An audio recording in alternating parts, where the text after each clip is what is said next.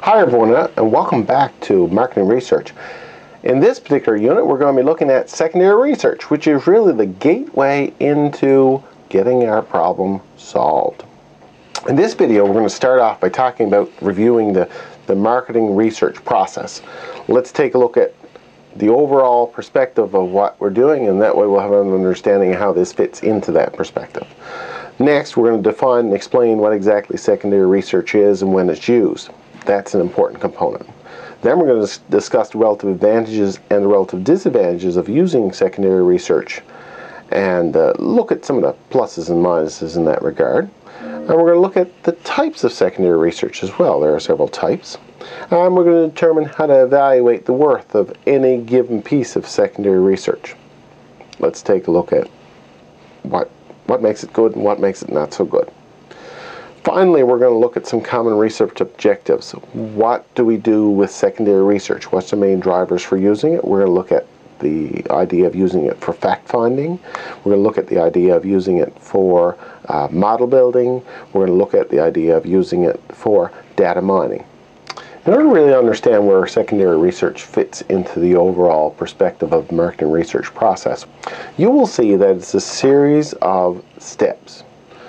They are somewhat sequential, even though you can work back and forth between each. But the first thing we needed to do was really to address what exactly the problem is. Last week we saw how important exploratory research is in helping develop the problem and get a good handle on what we should be looking for. This week, secondary research can be used in an exploratory form, meaning it can give us some background, but it can also be used in the actual research. What can we do in order to help get a better handle on the problem and find out where we can move forward with it? So, secondary research is something that is done just after exploratory research to give us a good understanding, and then from there we'll do primary research to fill in the gaps. It's not without its challenges, but we'll take a look at that a little bit later. Once we get the exploratory research out of the way, then we can kind of help design and develop a good plan to collect information, which we can in turn use to decipher the problem. So, if we look at the stages, let's take a look at how all this fits. First, the problem discovery stage. Secondary research is useful there in order to help kind of allow us to get some background. We go out and look at existing materials, and that will help give us some background. In the research design, secondary research is useful there as well, because it can help us determine, are there other projects that were done, what can we learn from them, and what methodologies did they use. So secondary research could be useful for helping us do that. Sampling is the third phase, which we can do, and that's normally primary. We go out and do our primary bit of information gathering. We then process that information, analyze that information, and draw conclusions from that information, which in turn we can process into a report and make recommendations and learning from. So this is how this overall fits into that overall process. Whenever we try to resolve a problem, one of the things we need to be able to do is gather information. And essentially, we have two sources of which we can gather information. We can go out and collect brand new information just specifically for this problem. That's time-consuming, it's expensive, and we really need to know what we're doing in order to do that well.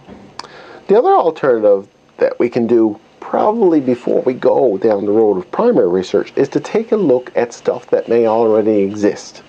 This is known collectively as secondary research. It is information that's out there, either gathered by us before or gathered by someone else, that we can use to help address the problem that we're looking at. So secondary data essentially is data that's been gathered and recorded by someone else, somewhere else, prior to this current use and prior to this current project. It's often historical, meaning that it's anywhere from just recent to a long time ago. It's already assembled, which is a benefit, meaning someone's already done a lot of the work for us. And we don't need really any access to anybody or any subjects in order to collect that information. All we got to do is kind of read what already is written. Let's look at the advantages to secondary research. Probably the primary advantage is it's so easy to get. If you're sat at your computer now, just put me on pause. Well, wait, don't put me on pause yet. As soon as I'm done.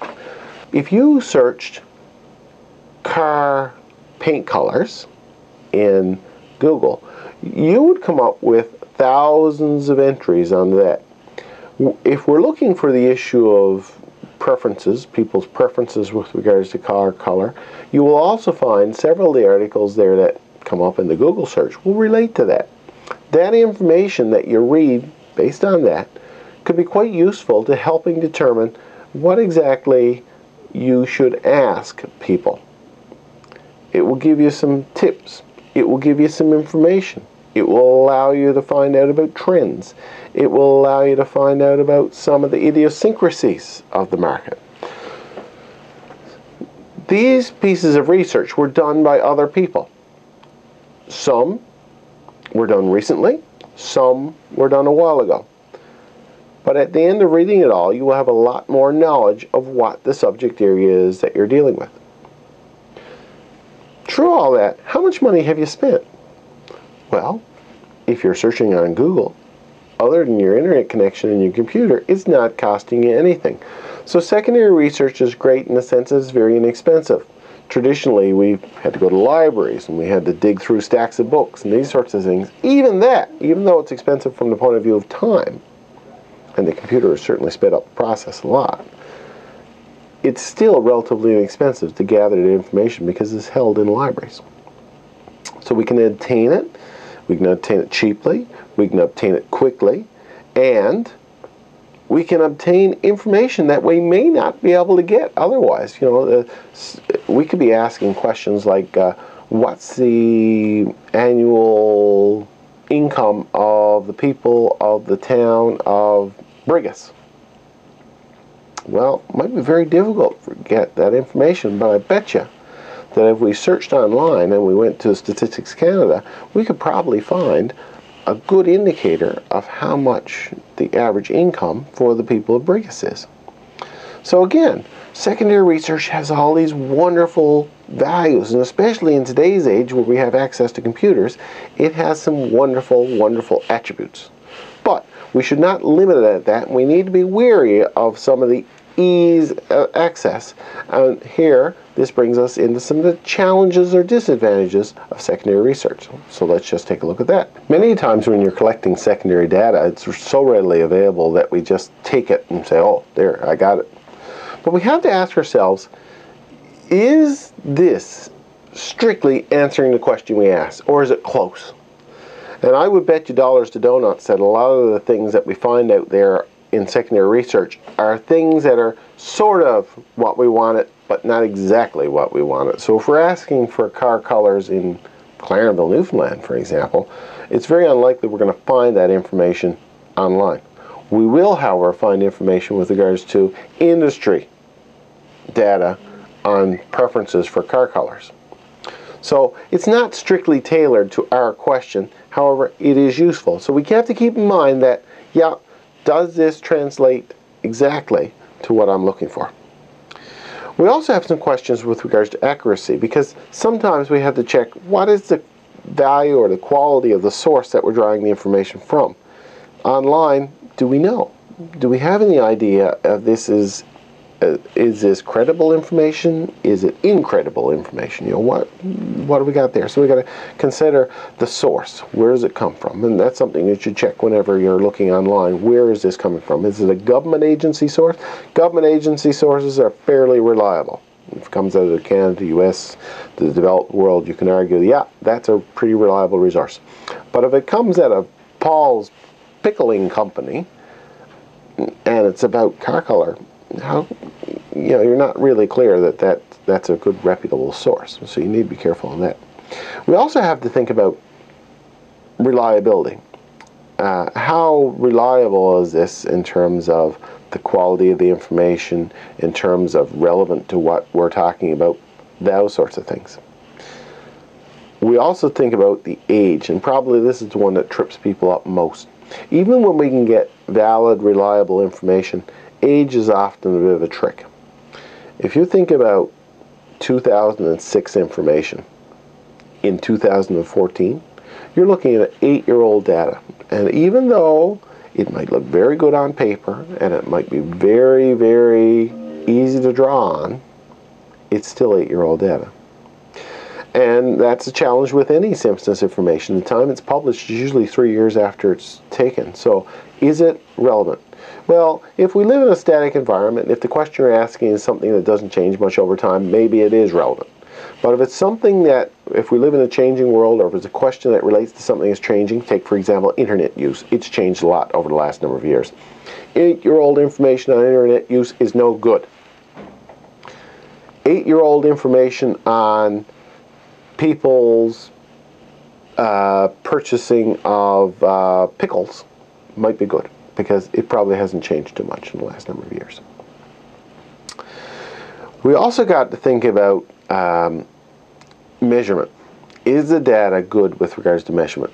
Take for example, if we go and collect a bunch of data in the United States, and the data is measuring how many square feet of retail space there is in a given city or a given area, yet our Canadian data is measured in meters. Well, we got to be careful that we're dealing with the same units. We need to make sure we convert. And converting poses some challenges. Whenever we convert, we run into potential for mistakes and run into potential for error. So we have to be absolutely aware that measurement data, particularly in terms of units of measure, is the same whenever we pull it down, or if it's not the same, we have to convert it to make it the same. So by now you have an understanding that secondary data is useful to a point, and we have to be careful with using it, because there are issues of timeliness, validity, reliability, age. All of these things need to come into consideration. What we need to be able to do is, when we collect information, we need to look at each piece we collect and do a good evaluation on how useful it is, and so that we can honestly measure it in terms of, yeah, this is great, this will add to the value of my analysis, or no, this is probably not something that I'd want to use. What I've done here is I've included, and it's also in your notes, there's a graphic which shows kind of a flowchart process to evaluate the usefulness of secondary data. And I'll just put it up on the screen here now. You will see that when you evaluate secondary data, the first thing you really want to ask is, does the data help you answer the questions set out in the problem definition? You should always, always, always, what I like to do is to write down the problem that I'm studying right in front of me. So I stick it on top of my computer, or I put it on the wall, or put it on a whiteboard. Because one of the things that you can often forget is, what are we doing this research for? And it is relatively easily done when you get sidetracked on different trains of thought or different bits of secondary data. You can kind of get waylaid on, what are we doing this for anyway? So if you can keep focus on what your question is, and always evaluate your piece of secondary research with regards to the value that it has towards helping resolve that question. So make sure the data helps answer the questions posed in your problem definition. We also need to ask about the time period. Is the data relevant? Is it relevant for the time that we're dealing with? If you're pulling down data that's 8 years old and you really need data that's 2 years old or less, 8-year-old data is of no value. So keep that in mind. We also ask, does it apply to the population of interest? If I'm interested in studying the population of Clarenville, yet I have all this wowsy, wonderful information for the people of St. John's, that is not useful to me. Even though it might be great information, my subject area and my area of study are the people of Clarenville. So it's very important that you keep track of where the study is taking place. We also have to think about, does other terms and other viable classifications apply? So we need to make sure that the terminology and the scaling and all the information that is put in these things in the secondary research is relevant to what we're talking about. So if we're happening to be measuring car color, it's probably not such a good idea to use information that deals with the preferences on the tires that people put on the cars. Tires and car color are not necessarily related. Are the units of measure comparable? We need to make sure that we have consistent units of measure. Doesn't matter what the units of measures are, as long as it's consistent across all your research. And is it possible that this information is not from its original source? We need to be able to check, is this coming from the horse's mouth, or is it third-party information? We really need to say, where's the source of the information that we're pulling coming from? Is it reputable? Is it good? Has it been finessed, changed, altered? So accuracy would be an important thing. Sometimes, too, we also need to be able to pay for that data. It's not always free. For example, Statistics Canada offers a lot of data free, but their CanSIM, C-A-N-S-I-M service, which gives much more detailed bits of data on regions and parts of the country, you have to pay for that. So the question is, do you need more specific information? If you do, you're going to have to be prepared to pay for it. You won't get it for free. So you need to ask, what is my budget? How much am I willing to spend? Where are we to with that? We also ask, is there a possibility of bias? This is very true with regards to information that's coming out of companies. I doubt very highly, for example, that the cigarette industry will print or publish too much information or data that would be speaking too negatively of the impact of cigarettes on people's health. Or I doubt very highly that the companies who, if you're interested in finding out about car colors, paint colors, are going to talk too much about the dangers posed by certain colors of paint or the chemicals that are in the paint. Again, just you have to think, where's the data coming from? Is it a honest to goodness or potentially a biased opinion? And we also need to check the accuracy of the data. Is it accurate? Does it truly reflect? So with all those things, and having done that little test on each piece of secondary data, we should be able to check, hey, this is good, or no, this is not so good. Normally, with the abundance of secondary data, it's not as if you're going to be suffering from a lack. It's going to be a question of what of the mass that's available, what is the best. So this evaluation criteria is very important in order to kind of slim down the number of potential resources that you can draw from to only the very best and most relevant to what you're studying. So it's important to do that. We also think about common research objectives that are out there. What is it that research tries to do, and what are we going to use it for? Here we've identified three major ones that we should focus on. The first one being fact-finding, the second one being model building, and the third one being data mining or database marketing. All of these you will see in the literature, and you know, if we're in the process of doing this research, normally it tends to fall in one of these categories. In terms of the first one, fact-finding tries to do several things. If something classifies as fact-finding, then what it normally is doing is trying to identify things like consumer behavior. What is it that our consumers are doing? What are the basic facts? What are they buying? How much of it are they buying? Where are they buying it? When are they buying it? How are they buying it? Who are they buying it for? So we've seen that fact-finding is really involving looking at consumer behavior and trying to get an assessment of what's going on. I have some graphics here of car sales. Let's take a look at this. So if we identify consumer behavior, let's take a look at people's buying habits across the country. This came out of Statistics Canada, and this is information pertaining to July of 2014 and the month before July of 2014, June, so we can compare month on month, and also July of 2013, so we're comparing year on year. If you look at the vehicle sales, you'll see across Canada that vehicle sales went from 161,835 in July 2013 to 180,682 in 2014, the same month of 2014. That's an 11.6% increase. Right off the bat, you're saying that, you know, car sales are improving in Canada a good bit. Now, we can also break that down and look at the Newfoundland. So fact-finding, how's Newfoundland doing relative to? Well, we got figures in Newfoundland. You can see that 3,620 cars were sold in July of 2014 compared to 3,544 that same time last year. Month on month, you can see that June there were 3,254 cars sold versus the 3,620 in July. This indicates a 2% change year over year in Newfoundland. If we look at the rest of the provinces, we can see the rest of the provinces tend to be up about 10%. So Newfoundland in one sense is up, yes, but is not nearly as up as much as the rest of Canada. This would indicate too that the economy is doing much better and more people are buying cars. So that's an interesting one in terms of fact finding. We know based on this data that car sales are up. That's essentially what fact finding does, is provide some facts. We can also use fact finding for trend analysis. We can see, well, what are some of the trends? I've got a graphic here for hybrid car sales, and you can see how hybrid car sales have been trending up over the last number of years. In fact, 2009 it peaked out at 3% of total car sales. Still a very small percentage of all cars sold, but improving at that. Over the last couple of years, 2010 and 2011, a couple of years of information that I have, again the information is getting a little bit dated, the hybrid sales weren't as high. I guess it may have something to do with gas prices dropping or probably the price of hybrids going up. So that's a good trending line there. You can see the effects of trend, be able to draw effects from that.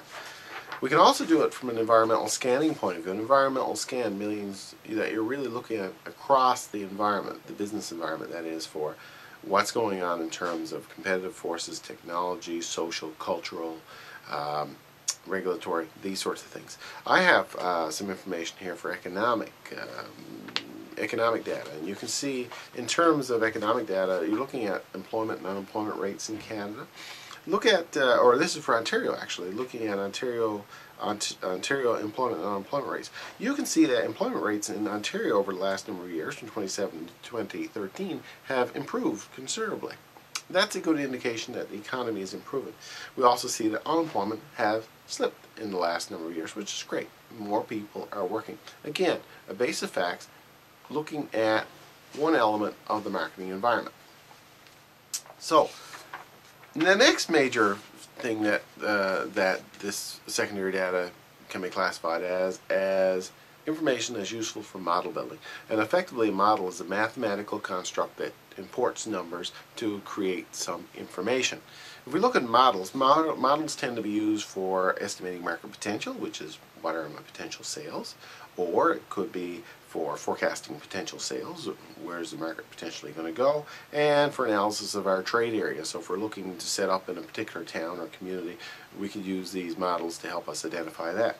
I have some examples there. If you look at estimating market potential for hybrid cars, if we know that the total car sales in Newfoundland, for example, is around 3,600 cars, and we also know that car sales, hybrids make up about 2.5 to 3% of car sales, we could interpolate them from that how many of the cars sold in Newfoundland in a given year are hybrids. Well, it'll be about 2.5 to 3% of the total car sales, which is about, you're looking at less than 900 cars, really, across Canada. And in Newfoundland, with car sales that are about 3,500 in a given month, or 35,000 in a year, you're not looking at a great number of cars in Newfoundland being sold as hybrids. But at least using this model tool, you can estimate. You can estimate how many. Another way that this information is used is for forecasting. Forecasting takes information from the past and uses it to develop predictions for the future. Not too distant future, but if we have information trending on the past, we can pretty well forecast. I have some trending information here for the car sales from 2009 to 2013. We see that there's an upward trend.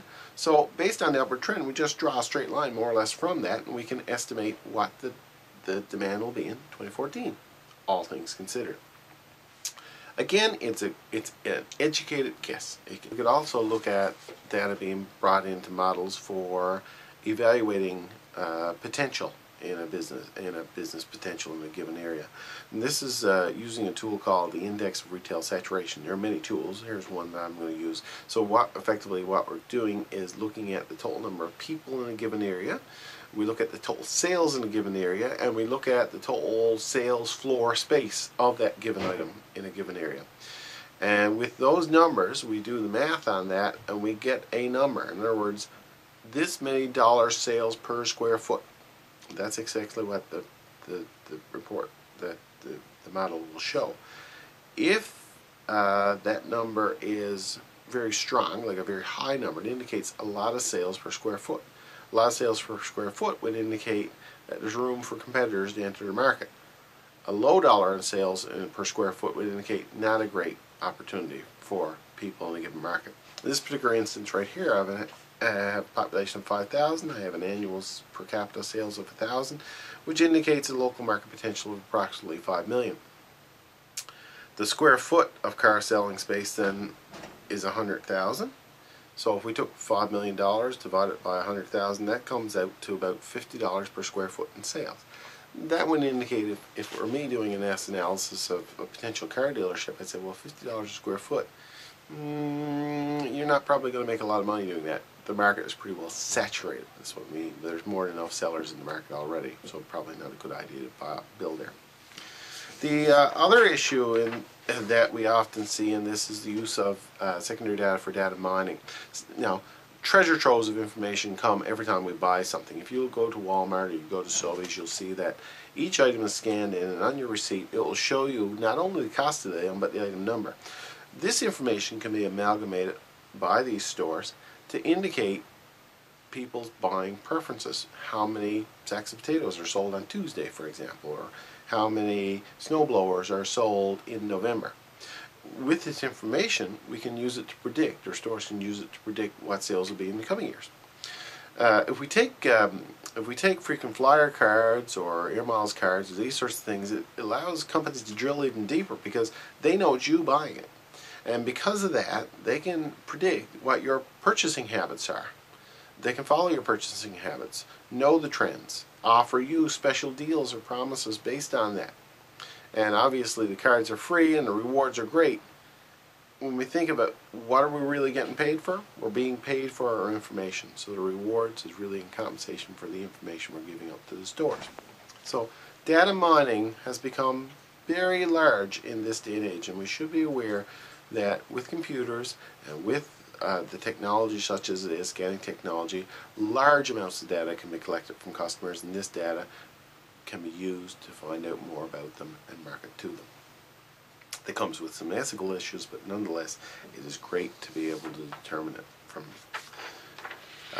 Finally, we look at this data that we're collecting, and we say, well, where's it coming from? It's either internally sourced or externally sourced. A lot of the data in a large organization, a lot of the data may come from internal sourcing.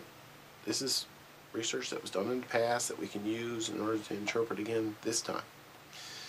But in smaller organizations in particular, a lot of the data comes from external organizations, such as Statistics Canada and the like. External data, sometimes we question it because we need to worry about where it came from, what the credibility of sources. Internal data, we can pretty well say, yeah, it comes from us, we know it's good quality. External stuff we need to be more wary of. But the good thing is that most of the material out there is going to be external, and that's just a function of the fact that there's a bigger world out there than our company can offer. Anyway, if we look at external data sources, there's lots of them. We think about libraries, the internet, other vendors. We look at producers, we look at books, periodicals, government sources, trade associations such as chambers of commerce, and newspapers and journals. These are all typical spots that large amounts of data can be collected and used to help businesses make better decisions. So anyway, that is effectively that chapter. If you have any questions, let me know. Thanks.